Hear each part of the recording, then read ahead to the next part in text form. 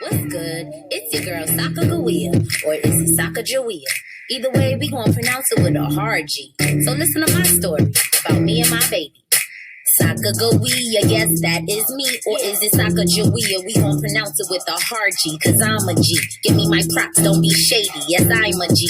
And so is my baby. Strapped him on my back, he was a couple of days old. Pull up a chair, listen while my story unfolds. I was living with a Frenchman named Charbonneau, but the Shoshone tribe was my original crew. Anywho, here we are up in North Dakota when a group of white men invited themselves over. Meriwether Lewis and William Clark, they were explorers. Core of discovery is what we can call them. President Jefferson wanted to explore the Northwest, sent them on a mission to document more of the U.S. So here they are, 1804, no GPS or even cars, without a clue on what to do till they met me in Charbonneau.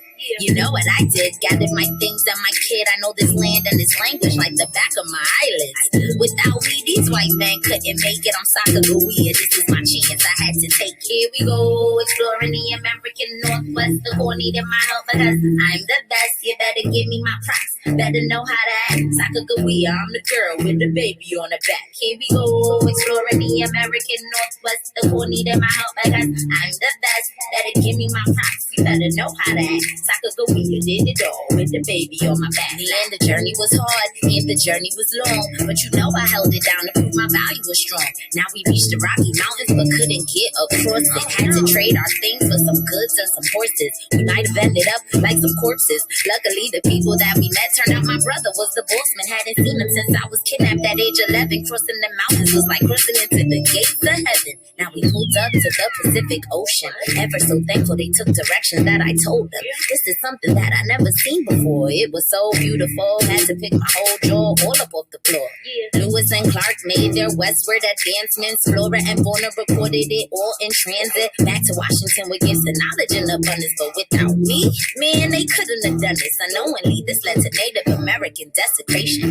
All war expansions and U.S. exploration. Can you blame me? I really thought I had a cause. They pay Charbonneau for land and money. They ain't pay me at all. Did it all with the baby on my collarbone. Now my memory's sitting pretty on the U.S. dollar coin. But y'all know me, Sacagawea, with a hard G. Give me my props and don't be shady. Make ways for me and my baby. Here we go, exploring the American Northwest. The whole needed my help because I'm the best. You better give me my props. Better know how to act. Sacagawea, I'm the girl with the baby on the back. Here we go, exploring the American Northwest. The whole needed my help because I'm the best. Better give me my props. You better know how to act. Sacagawea did it all with the baby on my back.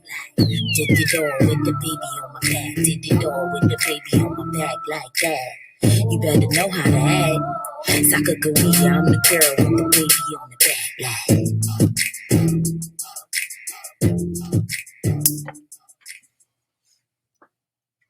Well, that's a change, isn't it, from George Washington? Yeah, quite a bit different there. Do you like that song? That's always one of the favorite songs of my students each year, that Sacagawea, however you want to say it, song. We are beginning a new lesson today, obviously, in social studies. I wanted to get you excited with that video. You can go back and listen to it again. You'll probably want to. And so we've been talking about the new government being created, our first president, George Washington, him creating the cabinet members, the different political parties that were started, Federalists to Anti-Federalists back then. And today we're moving on to our next thought, the next big event that happens in the history of our country. A few years after George Washington stops being president, John Adams was his vice president. He became the next president. And then we're going to talk about who became the third president today. He's a name that you know, and he did something that doubled the size of the United States of America. So to open your social studies books to page 78, we're going to read about some very famous things today that you may have never heard of. I bet your mom and dad have heard of them. You've probably heard of Sacagawea. Have you heard of Lewis and Clark? How about the Corps of Discovery, the Louisiana Purchase, Napoleon Bonaparte, not Napoleon Dynamite, but Napoleon Bonaparte? We're going to see who all these people are today. And here's the questions we're going to answer today as we go through our lesson. How did the United States gain the Louisiana Territory? Who did President Jefferson send to explore the Louisiana Territory? And what did they find? How did Sacagawea help Lewis and Clark on their expedition? And what other groups of people explored the Louisiana Territory? So obviously we're going to be learning about something called the Louisiana Territory. So let's start there. After George Washington served 8 years as president, John Adams was elected, but many people grew angry with him. He nearly went to war with France. He and Congress also passed laws that made it illegal to speak out against the government. Well, that's against the First Amendment, isn't it? The First Amendment says you have freedom of speech. So he didn't last long. After his 4 years, the people elected a new president, Thomas Jefferson.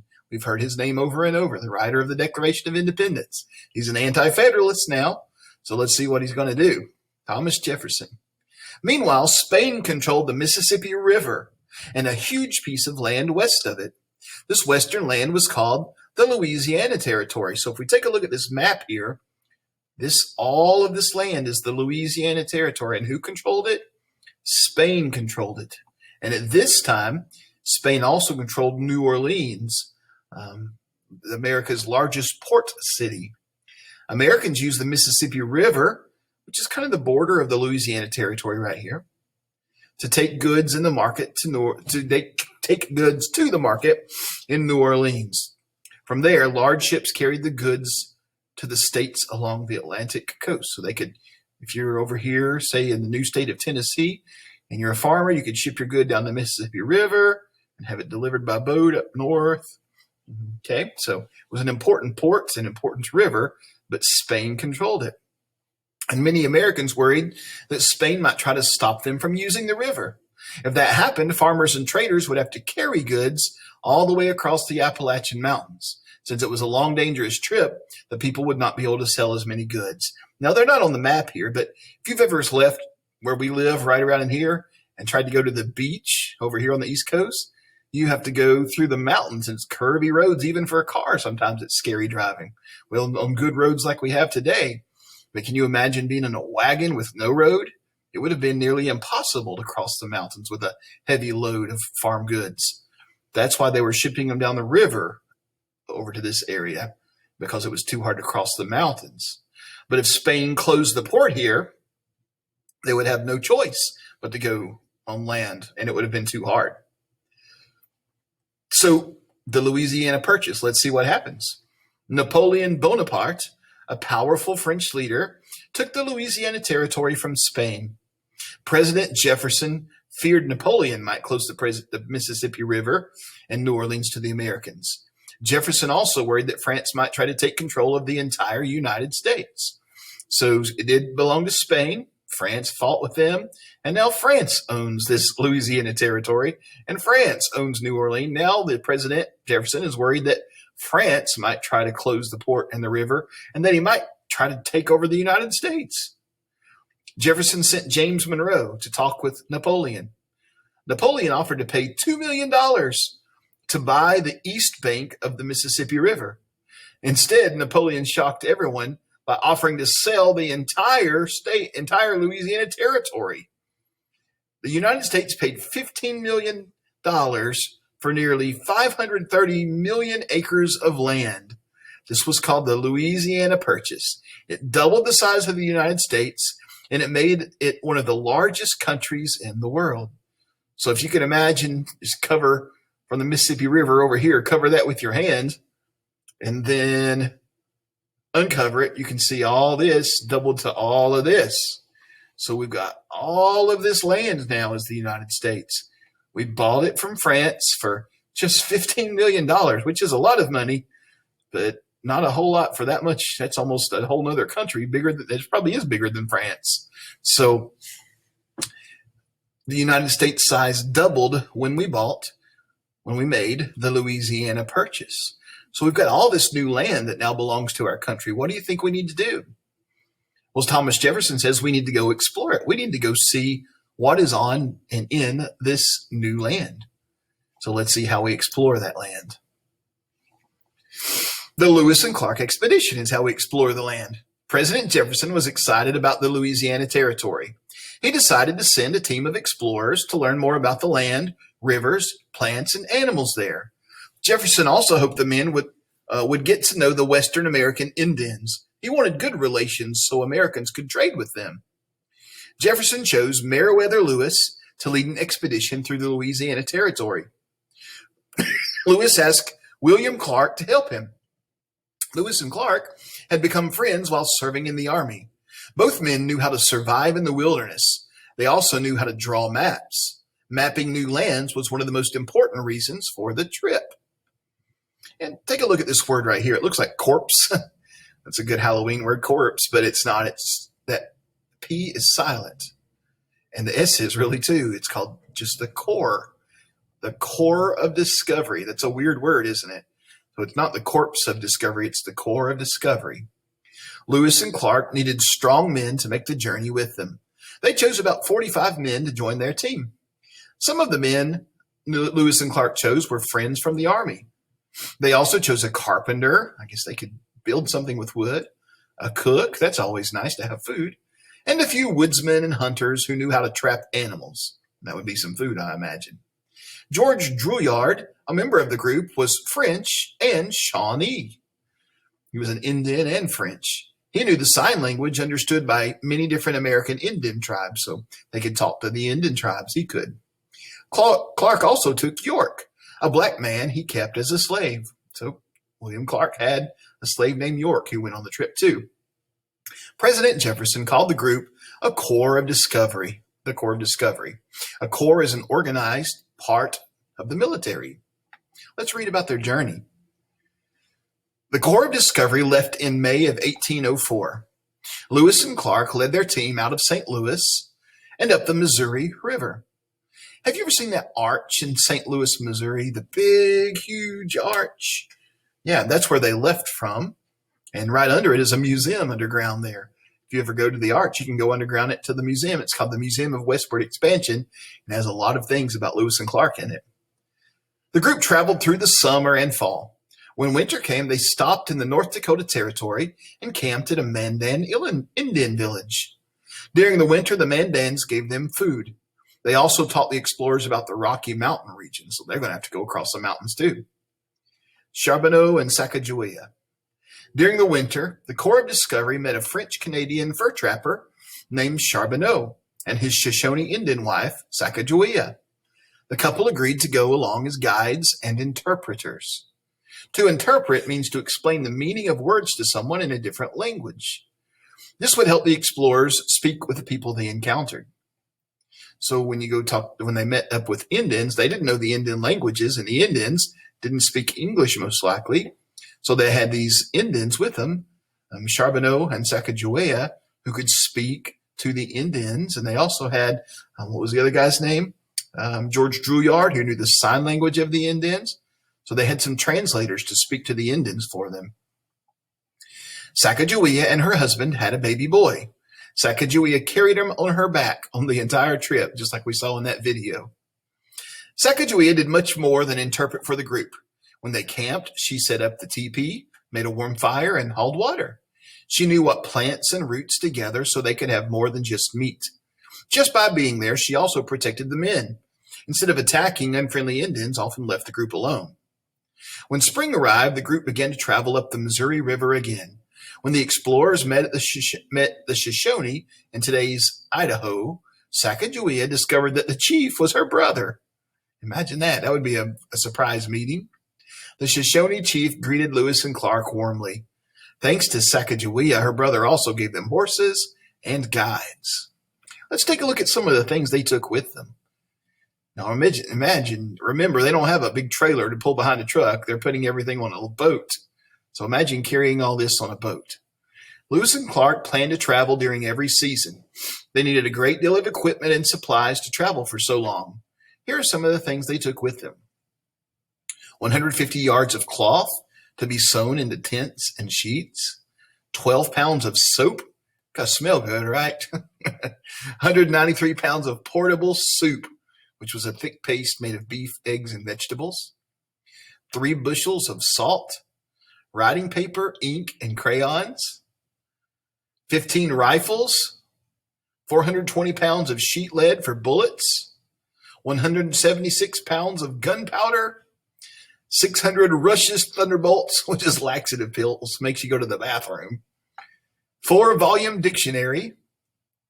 And items to offer as gifts to the Indians. Here are the things they took to give as gifts to the Indians. 144 pocket mirrors.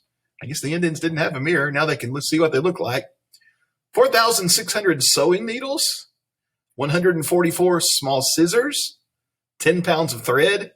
Silk ribbons. Many yards of brightly colored cloth. 288 knives. 8 brass kettles and 33 pounds of tiny colored beads. Sounds like they were pretty prepared, didn't it?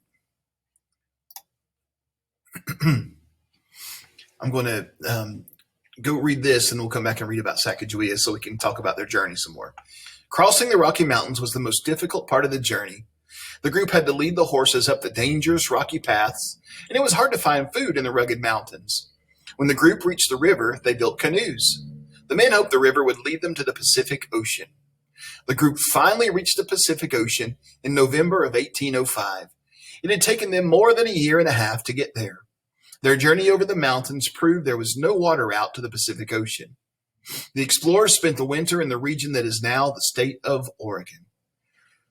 So as they're traveling west, President Jefferson really wanted them to find a river that went all the way from the Mississippi to the Pacific Ocean, a river that would go all the way across the country. He would call it the Northwest Passage, but there is not a river that does that. There's different rivers that are different places in the West, but none of them are connected all the way from the Mississippi to the Pacific Ocean.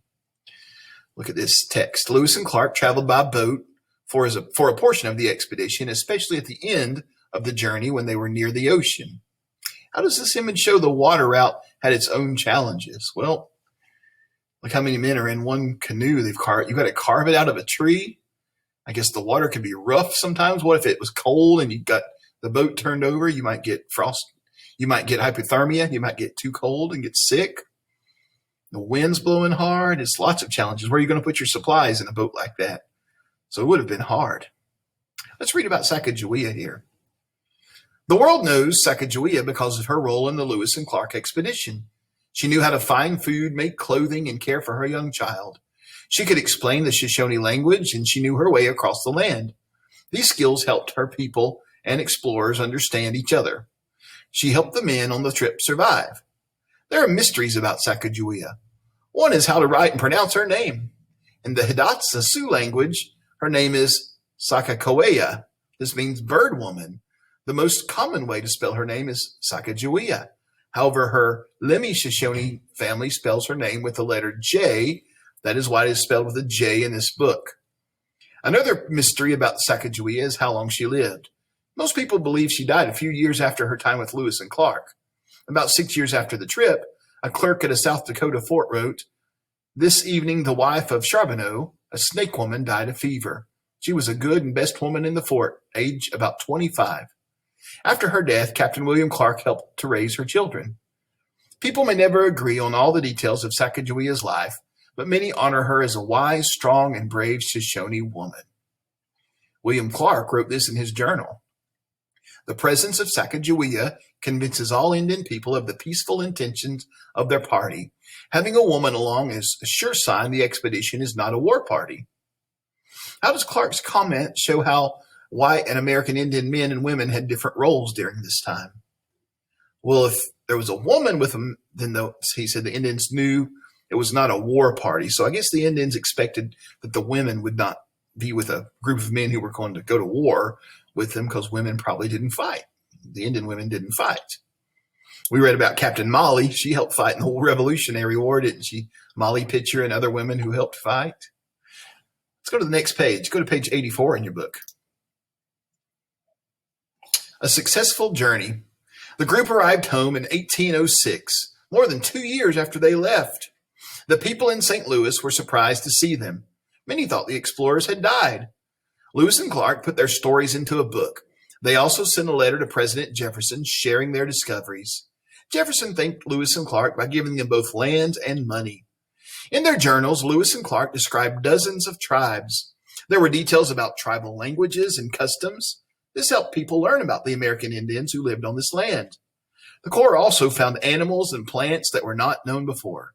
Their notes included information on 122 animals and 178 plants. Their map showed the United States was much larger than people had thought before.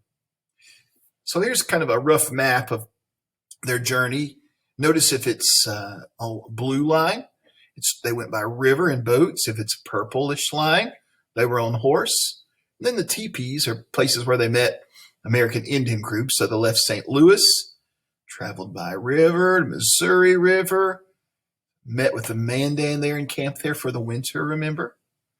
They traveled on by river till you get to the Rocky Mountains, and they got with the Shoshone. That was where Sacagawea's brother was chief. He gave them horses, and they crossed the mountains in horses. And they met the Nez Perce tribes. And then they got back in their boats and went back on the river all the way to the Pacific Ocean. A long trip. Took them 2 years to get there and back. And notice this little inset map here. This shows the part of the country they were in. So this is the Northwest. So look at some things they discovered on this chart. They recorded 178 plants. They noted 122 animals. They encountered 50 or more Native American tribes, and they created 146 maps. I would say it was a successful journey, wouldn't you? For all the things that they accomplished. Here's what William Clark wrote in one of his journals, October 19th, 1805. I landed in front of 5 lodges, saw no person, entered a lodge which was nearest to me and found 32 persons, men, women, and a few children, sitting in the lodge. They were very upset, some crying and wringing their hands, others hanging their heads. They said, we came from the clouds, and we were not men. As soon as they saw Sacagawea, they pointed to her. They immediately all came out and appeared to assume new life. The sight of this Indian woman confirmed those people of our friendly intentions, as no woman ever accompanies a war party of the Indians in this quarter. So what's William Clark describing, and where was he? Well, he's describing going into an Indian village and what was happening when the people saw him. Why do you think the people he met were upset and crying, and what changed their mood? Well, maybe these Indians out west in the Northwest had never seen the white men before with guns and how they dressed. And they said he thought they came from the clouds. So they were scared, very scared of these men that were in the Corps of Discovery. And what changed their mood? Well, when they saw Sacagawea, they weren't scared anymore. How might the trip have been different if Sacagawea had not been part of the expedition? Well, I'm afraid Lewis and Clark and the Corps of Discovery might have been attacked by other Indian tribes. Let's turn to page one last time. Page 86 and page 87. This page, I'm not going to read it to you. If you'd like to find out more of a biography about William Clark and Meriwether Lewis, Lewis and Clark, you're welcome to read this page on your own. Let's take a look here at this last page we're going to look at today, page 87. There's other people who explored this Northwest area, some just more of the West area. Now, Lewis and Clark is this white kind of area, this trail. There's another person who's an explorer named John Fremont. He had a lot of trails. Look at all the red. Looks like squiggly lines. John Fremont explored all that area. And then the purple is Zebulon Pike, another person who explored this area. So there were more than just Lewis and Clark exploring the Louisiana Purchase, but they're the most famous ones. More explorers mapped the West. Just a few months before Lewis and Clark made their triumphant return to St. Louis, the Pike expedition began. Zebulon Pike was an Army captain and explorer. He was asked by the government to explore the southwest part of the Louisiana Purchase. During the year-long journey, Pike's team climbed to the summit of one of the mountains. Waist-deep in snow, waist-deep snow kept the group from making it to the top. Nevertheless, the summit they tried to reach today is known as Pike's Peak. John Fremont was another important American explorer. He had at least 4 expeditions in the 1830s and 1840s through Louisiana Territory and farther west. His reports and maps helped many pioneers and immigrants find their way west to California, Oregon, and Washington along the Oregon Trail. All right, so lots of explorers, lots of land to explore. Remember, Lewis and Clark, the Louisiana Purchase, lots of information in this lesson. So we're going to spend about 3 days on this information. Today, you do not have an assignment. There's one more song after this slide if you would like to listen to one more song about the Lewis and Clark expedition. Tomorrow, I'm going to give you a unique perspective of Lewis and Clark. It's Friday tomorrow, so we're going to take kind of a little easy day tomorrow in social studies and let you imagine if you could go back in time and travel with Sacagawea and the Cora Discovery, what would it have been like for you?